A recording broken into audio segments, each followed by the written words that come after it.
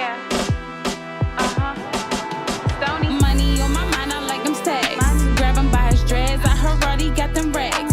Test the time, see how long he hit it from the back. You can tell by the walk, take made a bitch tag. I'ma go Monroe with President Dabo. Sworn into the dick, to suck it like Mentos. Call Money Jake, lick his face like a steak. Chase it with love. Welcome to High Style Sundays. We got Stonie Marie in the building. Gang, gang. Here. Dream Factory, the exclusive Lounger Studios. We got Boca on deck. What's going on? Appreciate you calling that on. Thank you. I'm so happy to be here. Thank you for having me. This is definitely lit. This shot right here, y'all, it's smooth. I'm telling y'all, I'm feeling a little nice. So I'm letting y'all know off top. So you already got a little glimpse of it. Okay. What's going on with you? How you been? I'm good. So, from Baltimore, right? Born and raised? I'm actually from New York, but I was raised in Baltimore. Okay. Yeah, so I'm Baltimore because that's where I went to elementary school, middle school, high, and college. Okay. So, what was it like, what was those years like in the city in Baltimore? What was it like for you? I mean, my childhood was pretty lit. Like, I feel like, unlike today where, like, kids can't really be kids, like, I got to really be a kid. Like, I went outside, I had fun. We played manhunt. We played hide and freak.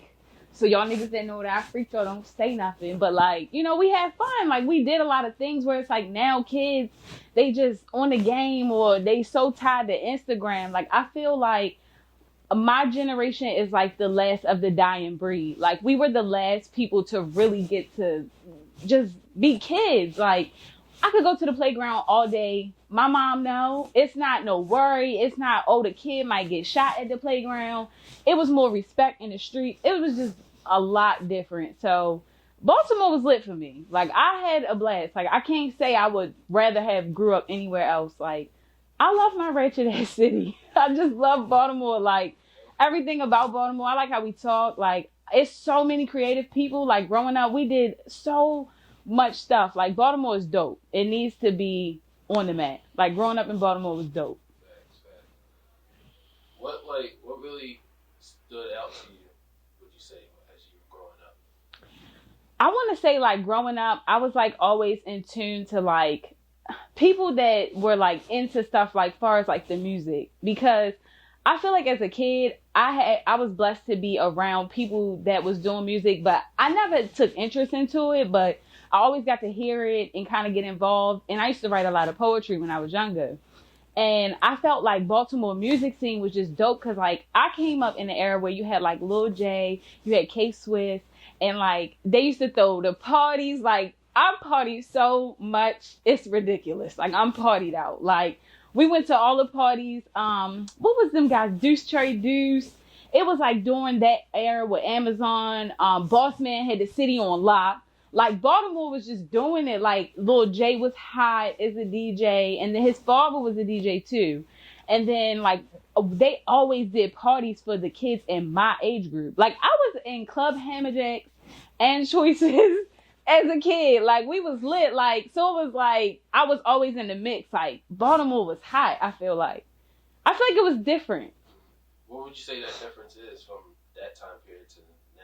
I don't think they doing a lot of stuff for the kids like that no more. Like, it was like Easter, you going to the club. Like, your parents is dropping the kids off to the club. Y'all getting a little CD that got all the club mix. That, like, probably somebody in your neighborhood that made it on the radio for club mix. Like, club mix is a Baltimore original thing. Like, if you could rock off, it was like you was lit. I couldn't, y'all. I'm stiff. I can't do that. But, it was like if you could rock off, like, you was lit. So it just was, like, cool to watch. Like, I'm so happy I got to be a part of that, where, like, now the kids, they see it through TikTok, but they're not living it in their neighborhoods with their communities, with, neighborhoods stuck together a little bit more back in the day. It just was so different than what it is now. Like, everything is like your community is online. Like, you set up a camera, you see your kids, like, they want to go be in the room in the camera more than they want to come and socialize with the family and do those things. So that... And going towards, like, your music a little bit, Mm-hmm. what actually, like, started you to, recording and realizing, okay, let me keep this path going? What made you do it? So again, I was never interested in being an artist. Like I just loved music, like listening to music, dancing, feeling good. But what happened was, so back in like 2019, I moved to Florida, right? And I was with my sister and we listening to like all these songs on the radio. And I'm like, I swear I can do this. Like they're not rapping about much. Like I can do this. Like I write poems. Like I'm gonna try to write a freestyle and see how it come out. So my favorite song at the time was the box song by Roddy Rich. I love my city too much, y'all. Sorry.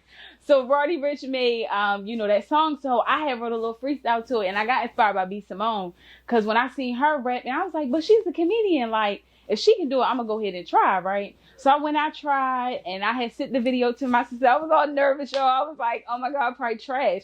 And she was like, well, you might have something going on. And mind you, y'all can find this video. It's on my YouTube and my Instagram because I felt like when I took on the journey of like saying I'm going to do music, I wanted people to watch me from the beginning to where I'm in.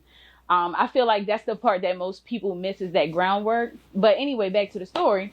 So she's like, yeah, I think we should try this, right? So we like, okay, bet. My sister is the type of person, she do it big. Like she's straight New York. So they go hard with everything. Whole studio in the house. Everything is built up. We don't know how to work nothing. We don't know how to put nothing together. Like, and we just figured it out. Like, we just figured it out. And it's so dope because one of my first features, right? It was probably like, I probably didn't record no more than 5 songs at the time. Isosa reached out to me and he was like, yeah, I want you to get on this song with me. And I'm like, me? Okay. All right, bet. I know I'm hard. So cool. So I recorded, mind you, my sister had just bought us the equipment. I'm like, bear with me. I swear I got the bars. I can send you a voice memo if you don't believe me. I write my own raps. Like, just wait a minute. We trying to put the pieces together to the studio. But he was real patient, like, all right, cool. So we put the studio up. When I tell you, me, my sister, my nephew, we just worked together and got it going. And I was just like that song just it means so much to me because it reminds me of the period of time, like, we was really learning right here. Like, I didn't know, like, we didn't know how to record, how to, we were learning all of that. And it came out as something so dope. So shout out to Laboca again, because that's some dope, like, I will never forget that for all I live. Like, never. It's some real people in Baltimore for real. But, like, my music journey been lit, and that's why I originally got started, because I wanted to, bring in big wealth for my family. I'm a family girl. I love my family. I want to take care of them. So it was just like, fuck it, use me, because I'm lit. You know what I'm saying? Like, I'm the lit bitch. Like, use me. So that's where we got started. And you spoke on it a little bit. But what's the importance of having that groundwork, keeping that footage, actually setting up your own studio and learning how to use the equipment? What's important with that? I think one of the biggest lessons, like, my sister taught me was, like, if you're going to do something, you should learn everything about it. Because you don't want to be a person, like, you can easily get manipulated when you don't know what's going on. And ignorance will cost you. So it's nobody's fault that you're ignorant but your own. So you got to go and you got to go learn that. So whatever we need to do, if we're going to go and take this serious, we're going all the way. There's no halfway with a dream. You either all in or you're not. And I feel like that the groundwork helps. First of all, having the videos for me has been very inspiring in moments where I feel, dang, I don't know if this is possible, right? Everybody got self-doubt. We're going to be honest here. You know what I'm saying? And when I get through those moments, I watch where I started. And sometimes it makes me cry because I'm not a person who started with music when I was a kid. I didn't, most people, they like grew up doing music in the churches and stuff like that. I didn't do that. I just always like listening to music and dancing to music. So for me, it was like, wow, like, you can do this. You, like, literally, I feel like my journey, I'm being sent on this journey to show people that you can do whatever you put your mind to. And that's in whatever it is, because people that know me and that have been following me for a while and that are true fans to me, they know my journey. They'll tell you, she was a realtor. I still am. She's a realtor. She does this. She does that. She does everything, because you can be whatever you want. The world is yours. You here for a good time, not a long time. So live your life. Live it. Now, what's the support, like, how's the support been like for you throughout your path? Like, I'm going to tell you, I'm blessed. Like, I ain't even trying to say this to brag. Like, I am blessed. You know, like, my family's supportive. And for me, I'm a family person. So that means more to me than anything. You know, your family can support you before your fans, before your friends, before, you know, when they believe in you. When we started this journey, we went hard every day. You and Mo, this what you need to be doing. You know, like that's the push that you need to really make it out here and be successful. You do need support. It's harder for people who don't have support, because even if they do make it, they're very unhappy. And that's why you see a lot of unhappy artists, and they could be mega, but nothing feels better than being with the ones you love and the people you know that fuck with you and you fuck with them, versus like you got on and they fuck with you because you got money or because you're benefiting them. When somebody fuck with you when you're not benefiting them, that's the best type of feeling you can get. And you will be lucky if you can experience that in a lifetime. So when you get that, you hold on to that, because that is what's going to carry you through, so you don't sell your soul and that you stay true to your purpose while you're here on earth. And you kind of touch on it, like bits and pieces here and there. But one thing I like to talk about is like the mental health of an artist. And really, like, you're really a creative, I like to say. Yeah. Rather creative. You know, that's really important, you know, where you find your peace at, how you stay balanced. So, you know, how do you balance everything? You know, when do you know it's time for you? All right, let me take a break. How do you go about all that? So the mental health piece is key. Like the first one, and my sister already know I'm gonna keep throwing her name, but she said the first thing you gotta do is get your mind right. Like when we sat down, and you can't do shit till you get your mind right.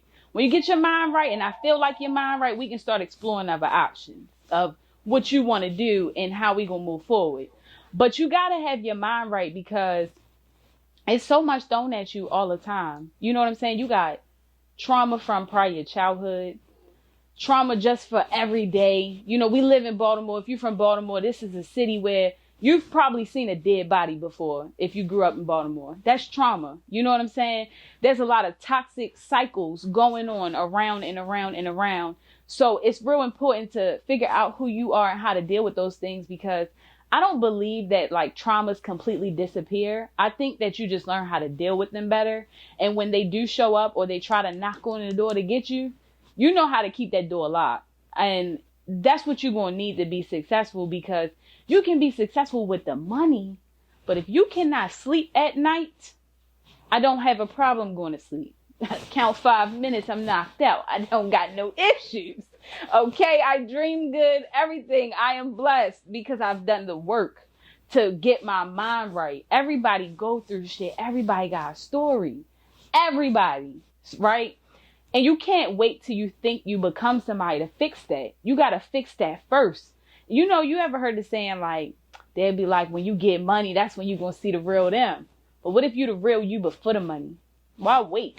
I want to be the real me before all that. So when that come, that's a surplus. And if it don't come, I'm still good. You know what I'm saying? So I just think that, you know, you have to take the time to really work on yourself every day, and healing and growing and mental health never stops.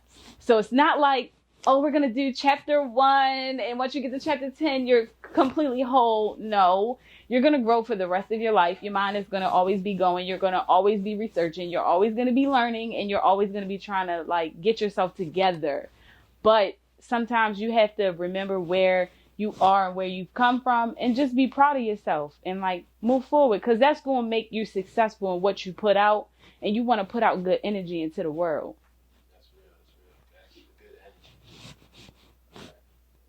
And saying all that, like, how would you, like, what advice would you tell an upcoming artist, like, that looks up to you, listens to your music, you know, follows your career? Like, how would you guide them to get started? Like, what would you tell them? I would tell them first to find who they are, so that they can know their goals and what they're trying to do and what type of artist they want to be. Because being an artist is a job. So look at it as work. What kind of work do you want to do every day for yourself? Like, how do you want to present yourself? How do you want to be looked at by the world? And then you process that and you move as that. You show up as that person every day, even before you're technically that person, because that's how you become that person. So my best thing is to say is to find yourself. Like, that's the best piece of advice that I could have ever got, and that's the best piece of advice I can give to mine. Okay. And do you feel like you've crossed some hurdles that, you know, Oh, stayed with you, learned some lessons? yes, it's always a learning game. You're going to learn. That's why you got to have your mind right, because you're going to go through stuff. And you got to keep learning. Like, it never stops. Like, you got to learn the business. If you're going to be an artist, any business that you do, learn the business. But especially, like, for artists and for people who are watching and they are artists and they want to be artists, please learn the business so you can, you know what my daddy say? I'm going to be the bridge over troubled water. Let us be the bridge over troubled water for you so that you don't have to run into those walls that people before you have. Because people are being more out there and open about what they have went through, and they're sharing these things. So tune in, listen, and make sure that, you know, you don't make those same mistakes, because you can have an easier path to get there. Success can be easy if you put in the work. Facts. And what's the importance? Because I know you said that you also still a realtor amongst other things you still do. So what's the importance of having different lanes? I mean, you got to do what you like. You live one time. Like, I like acting. I do graphics. I like to be behind the computer. You know, I like to make videos. I think I'm a little funny sometimes. You know, so it's just important to do everything you like, no matter if it's like 50 different things. Do it. Who the fuck is going to stop me? Like, oh, you can't be that today. If I want to be an electrician tomorrow and I'm going to be bringing on your doorbell talking about I'm going to fix the wires, that's what I'm going to do. Like, you really have to do what makes you happy, because this is just a journey. You are not here on earth forever. So do that shit. Yeah, I like that. You have any last words? Any shout outs? Anything you want to say? Yes, y'all. Make sure y'all follow me on everything at Stonie Marie. I'm Stonie Marie. Shout out to Ballsy Gang, because we always in this bitch. Shout out to all my bad bitches, all my bossed up men that are out here really trying to get it. I'm rooting for you as you should root for me. So, you know, make sure y'all follow me and keep up with me. Y'all here. We got Stonie Marie. We're here at Dream Factory. I appreciate you. I'm going to take my little last shot to the millions, Ballsy Gang. Of course. You know we got La Boca on deck. Get yours now. DrinkLaBoca.com. Once again, Stonie Marie, I appreciate you. Thank you.